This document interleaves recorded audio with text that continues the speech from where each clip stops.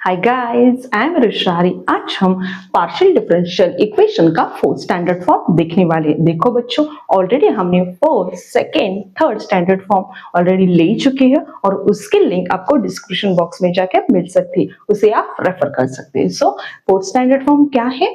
f1 of xp which is equal to f2 of yq means functions contain xp and yq means वो कैसे contain करते हैं? Left hand side को x and p and right hand side को y and q। So देखो, let us take first example. So क्या है?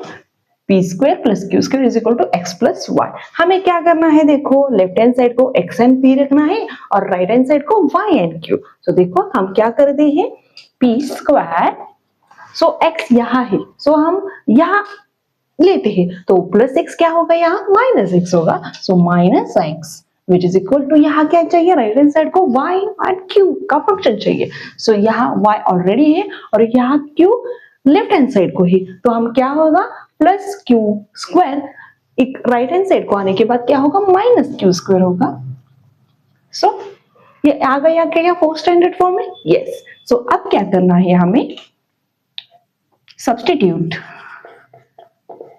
substitute p square minus x which is equal to a means any constant and y minus q square which is also equal to a means a one constant को हमें equate करना है और उसकी p and q की values निकालनी है। So क्या करेंगे हम? p square minus x which is equal to a solve करना है। मीन्स सॉल्व करना क्या है, हमें p की वैल्यू फाइंड आउट करनी है। सो हम p की वैल्यू कैसे फाइंड आउट करेंगे? p square, so minus x यहाँ जाने के बाद क्या होगा, प्लस होगा। So which is equal to a plus x।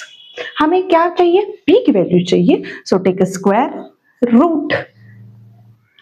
Root of a plus x। Similarly for q, so देखो y minus q square which is equal to a। So हमें q की वैल्यू निकालनी है, तो हम क्या करेंगे, y ये माइनस a होगा और ये minus q right hand side को जाने के बाद प्लस q स्क्वायर होगा। So y minus a is equal to q square. So हम ऐसे लिख सकते हैं q square is equal to y minus a। So हमें q की वैल्यू चाहिए, सो इसलिए हम क्या करेंगे, taking square root on both side. So q is equal to square root of y minus a। So p and q की value हमें मिल चुकी है। अब हम क्या करेंगे, इट्स कंप्लीट इंटीग्रल क्या है, z is equal to dou z is equal to p into dx plus q into dy। p into dx into q into dx, p into dx plus q into dy।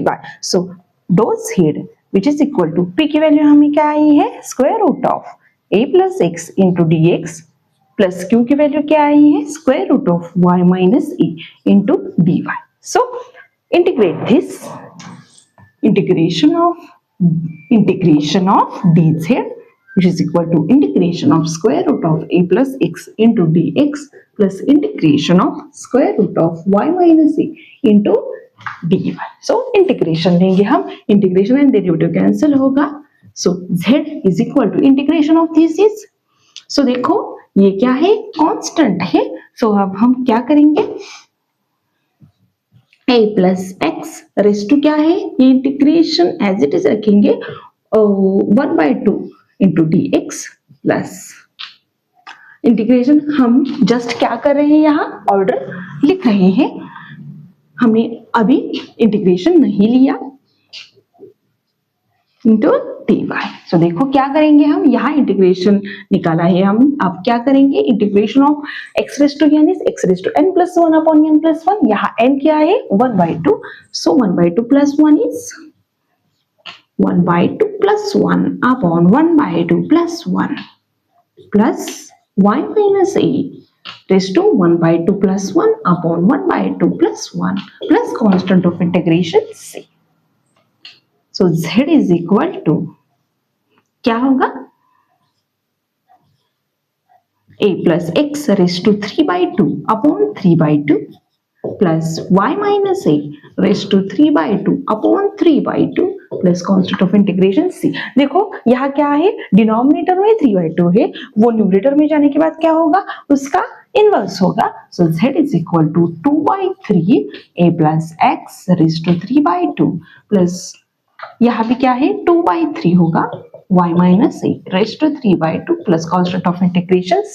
So this is the complete integral of this equation. Okay, इस तरह से हमें fourth standard form का equation solve करना है. So let's take another example of this.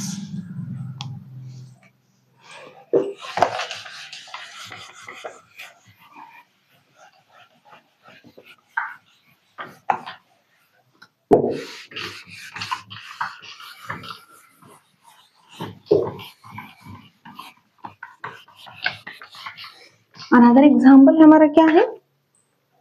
Second example is px into tan y which is equal to q plus 1. Okay, तो हम क्या करते हैं, हमें क्या चाहिए, x and p की टर्म x साइड में और y और q की टर्म x साइड में. तो क्या होगा, px एज इट इज रखेंगे और q plus 1 और ये tan y वो डिवाइड करेंगे q plus 1 को. Alright, next. So आप क्या करते हैं, px is equal to any constant and q plus 1 upon tan y is equal to this. So let's from this find out the value of p and from q. So p is equal to a upon x, simple. And देखो क्या होगा, q plus 1 which is equal to ये tan y यहाँ जाके क्या होगा, multiply होगा a into tan y. और हमें q की वैल्यू निकालनी है, सो इसलिए हम q is equal to a into tan y minus 1. So हमें p एंड q की वैल्यू निकाल ली. हम क्या करेंगे, complete integral is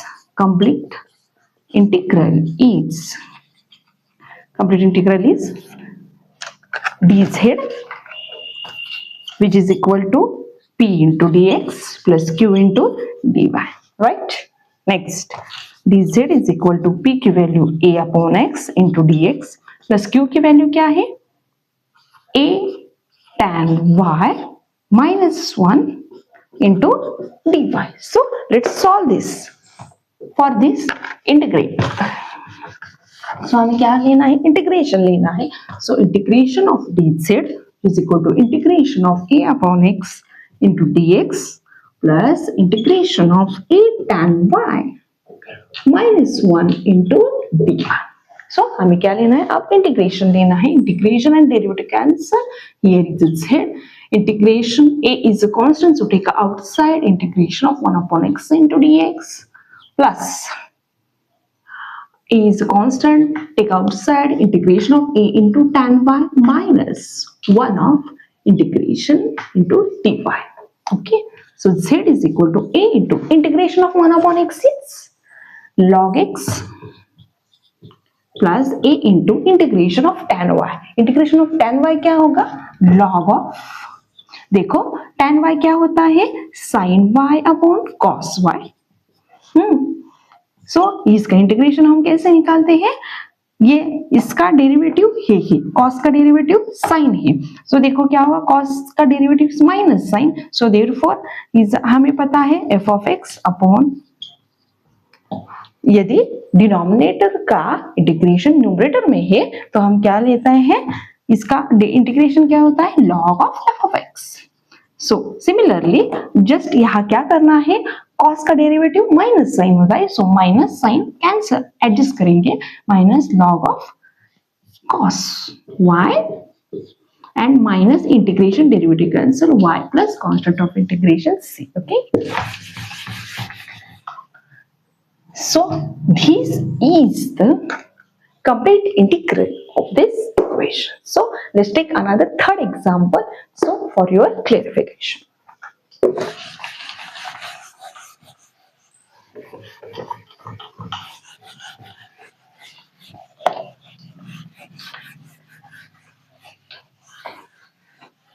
So third example क्या है, बहुत सिंपल है, yp plus xq plus p into q which is equal to 0.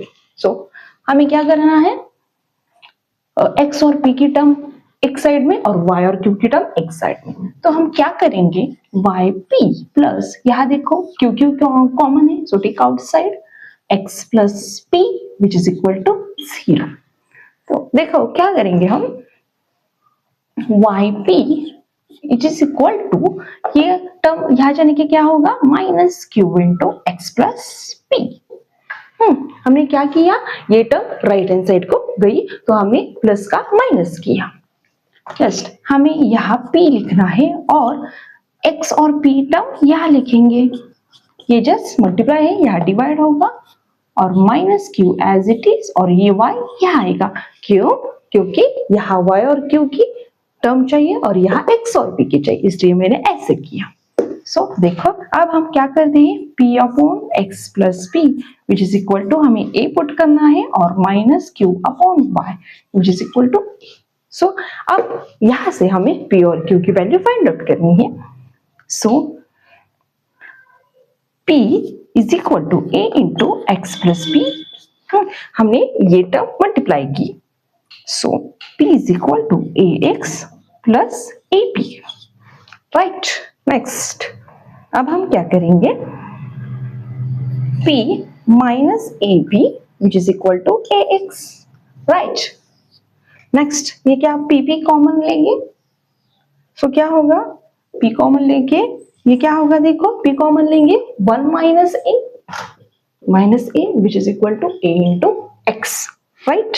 Next हमें p की वैल्यू निकालनी है, so p equal to a x upon 1 minus a, right.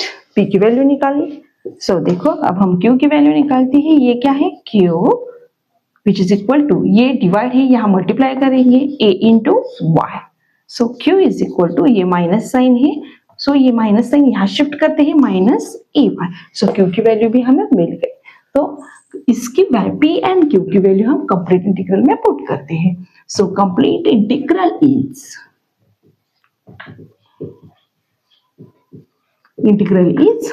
dz which is equal to p into dx plus q into dy. So dz is equal to p is ax upon 1 minus a and into dx plus q की वैल्यू क्या आई है minus a into y of dy।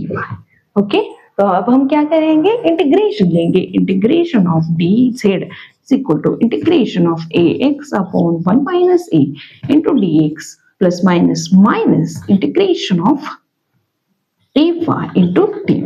So integration and derivative cancel, which is equal to z. A upon 1 minus a is a constant, take outside, integration of x into dx, minus a is a constant, take outside, integration of y into dy. So z is equal to a upon 1 minus a constant, integration of x is x square upon 2 plus, minus a into integration of y is y square upon 2 plus constant of integration c. So this is the final solution of this equation. So इस तरह से हमें 4th standard form के equation को solve करना है. Okay, understand students? Thank you.